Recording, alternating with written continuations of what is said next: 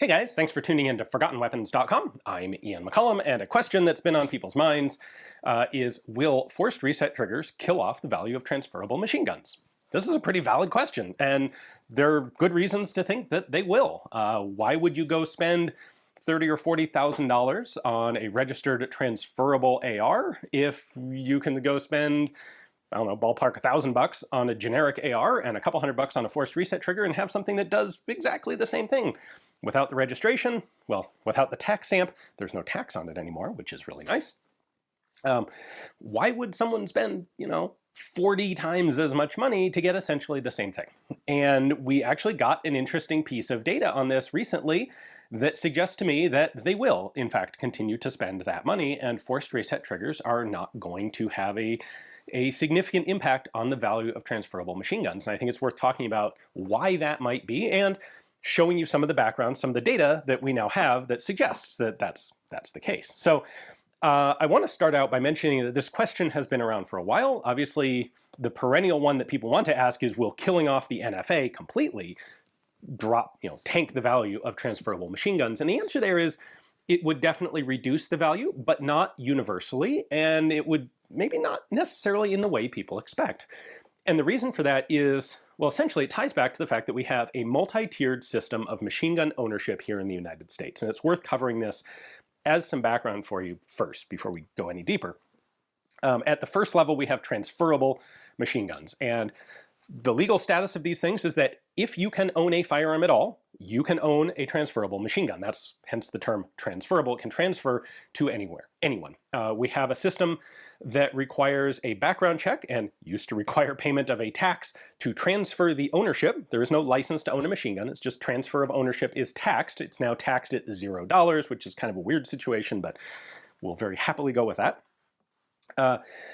And essentially short of being a felon, anyone can own it. And there's however, the hitch here is you have not been able to register new transferable machine guns since 1986. So there is a limited supply and a very large pool of people who are potential owners and potentially interested in buying these things. And the result has been very high prices. So there was just an auction about a week ago at Poulin's that had a bunch of machine guns that makes for some really good data for this exact subject right now. They had two transferable ARs. They were both very generic, not historically relevant ARs. They weren't like Vietnam, bring back M16A1s or anything, just rando, essentially, ARs. The two transferables went for $24,000 and $40,000. That's a lot of money. That's like a huge amount of money. That is exactly the sort of thing that you would expect no one would bother buying if they could just get an FRT and put it in their $800 or $1,000 AR. Anyway, that's the transferable level, and those are guns that had to be registered before 1986, and it covers a wide gamut. There are guns that were converted into machine guns prior to 1986. There's a lot of stuff that was essentially not necessarily built from parts kits, but converted from semi-auto production, and there are also a lot of very legit, completely original intact machine guns included in that transferable bucket. There is then the second tier, which are called pre-86 dealer samples. Now, the Gun Control Act in 1968 set up a system of dealer samples. It prohibited importation of new machine guns. You could still make them in the United States and register them, and those are transferable. But anything that was imported after 1968 could only be possessed by someone who was a dealer in machine guns, a specific type of FFL, essentially. And those guns have kind of this weird intermediate status where you can own them if you pay an annual tax and have a special occupational tax tacked onto your FFL. Without going into the details, it's a much smaller percentage of people. You have to be licensed as a federal firearms dealer of a specific type and pay an annual tax, and then you can own dealer sample machine guns, specifically pre-1986 ones easily. This is also a legal status that allows you to be a dealer in suppressors and short-barreled rifles, and until just recently, it gave you the unique benefit of not having to pay the $200 transfer tax on all of that other stuff. Transfers between licensed dealers were tax-free. Now, all the short-barreled and all the suppressors are tax-free for everybody, which is great. Anyway, the interesting thing about pre-1986 dealer samples is, through a quirk in the law, if you're an individual sole proprietor, when you give up your FFL, you can actually keep that machine gun until you can't sell it to anyone but a dealer, but you don't have to get rid of it when you get rid of your license. You'll see these often advertised as keepers, like pre-86 keeper. It means you can buy it, you can get rid of your license, and then you don't have to actually dispose of the gun immediately. Those typically sell for half the value of a transferable gun because there is a much smaller pool of people who can own them.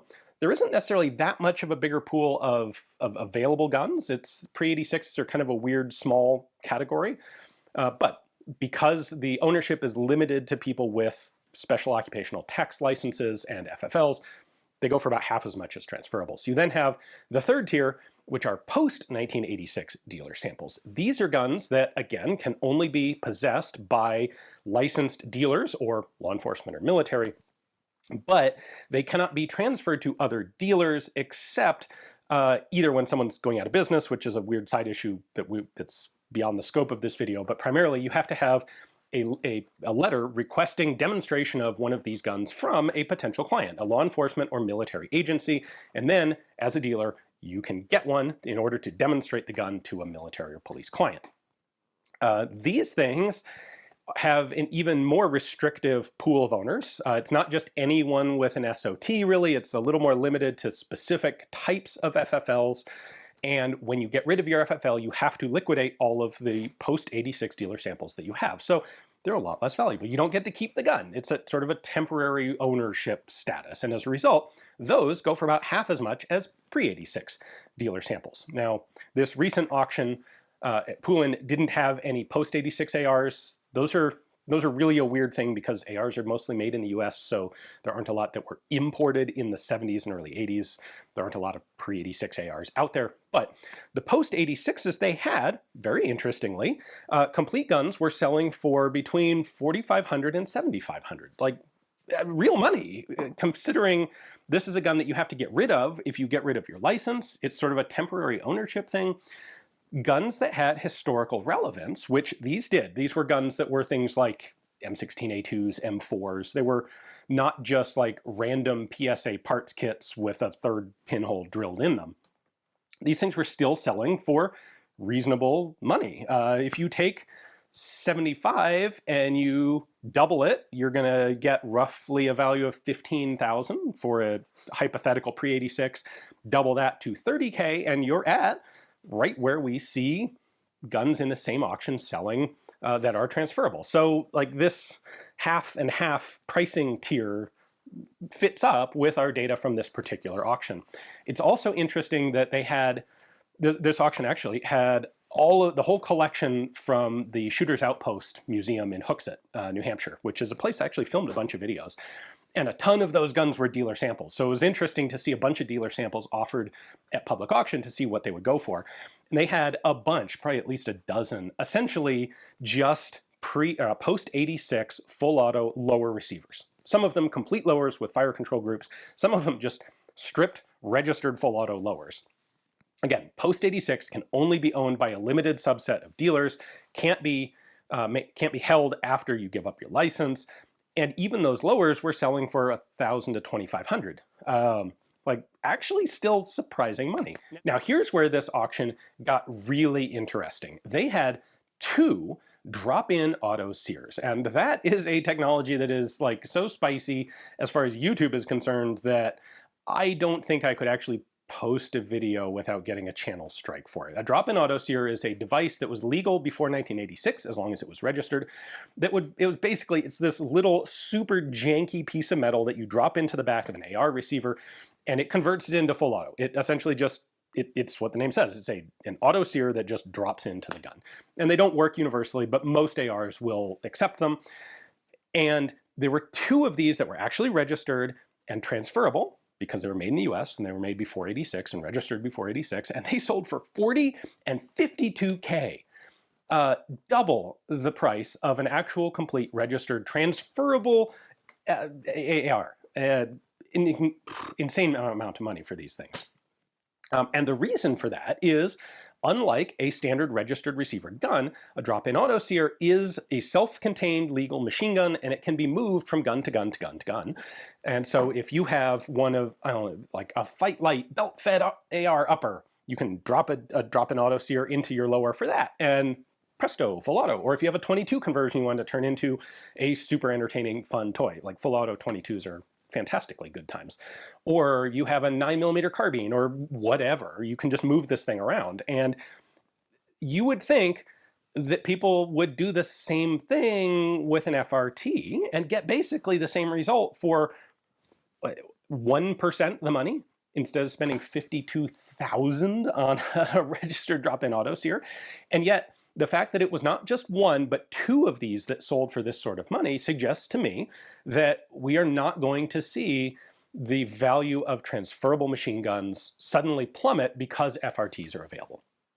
And the reason for this, part of the reason for this, I think, remains the sketchy legal status of FRTs. It's like there has not been an actual, their whole legal status is sitting on the result of basically one court case that was dropped and an agreement made. This is the sort of legal basis that could change at the stroke of a pen. And so there are a lot of people who want to make sure that what they're getting is 100% legal, and so they're willing to spend on a guarantee of legality, which a fully transferable gun is as close as a guarantee of legality as you're going to get in this sort of space.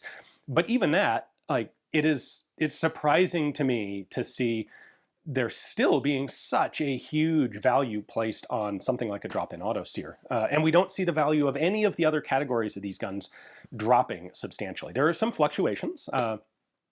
Some things get more popular, less popular. Belt-fed heavy machine guns have not gone up in value the way a lot of others have because the price of surplus ammo and the availability of surplus ammo has dropped dramatically in the last 10 or 20 years. And that was the fun of belt-fed water-cooled heavies, was getting out there and dumping 10,000 rounds in a morning.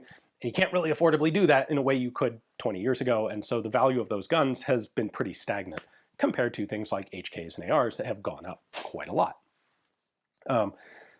Anyway, I'm still surprised that those drop-in auto sears sold for that much money. That's pretty much kind of where they've been historically. But I would have expected them to come down at least a little bit. What I think will not ever really drop are the values of truly intact, original, correct historical guns. When we look at machine guns that are available on the market today, you do have a wide range of everything from totally intact original guns to cobbled together mix master parts kits. A Sten gun is a really good example of this. The value of a Sten gun can change significantly between whether it is a mismatched selection of parts built on Bubba's homemade, like muffler tubing at home and registered on the last possible day in 1986 versus a gun that's in the same condition that it was captured, or brought home from Arnhem or something. It's huge swings in values. And if the NFA goes away, or if the registry is reopened even, we will see the lower end of those guns drop in value quite a lot because it'll be really easy to replace them, where the totally original collectible guns, they will probably come down in value a little bit, but there aren't a lot of those things out there. In part because of the NFA, it hasn't been possible to import them, and it might become, in theory, if the NFA went away, it might become possible to import some of that stuff new, but unless it does get imported in significant numbers, and a lot of these guns don't really exist in significant numbers to be imported, the value of the originals will stay pretty high because they are original, historically relevant guns.